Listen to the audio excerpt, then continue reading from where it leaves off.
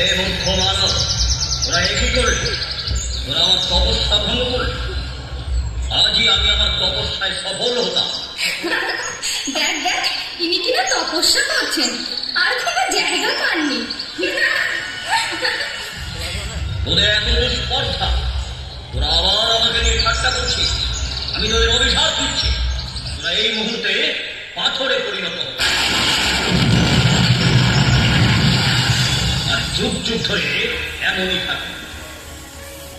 আমাদের ক্ষমা করে দিন ঋষিবর, আমরা বুঝতে পারিনি যে আপনি এতটা রেগে যাবেন। হ্যাঁ ঋষিবর, ক্ষমা করে দিন আমাদেরকে, অনেক বড় ভুল করে ফেলেছি আমরা। আমাদের এই অভিশাপ দেবেন না, দেবেন না আমাদের এই অভিশাপ। না, আমার মুখ থেকে যেটা একবার বের হয় তা ফিরিয়ে নেওয়া যায় না। আমরা কি তবে আর কোনোদিনও মানব রূপ ফিরে পাবো না? এর কি কোনো উপায় নেই? বলুন না, বলুন না ঋষিবর, বলুন না। আছে, একটা উপায় আছে।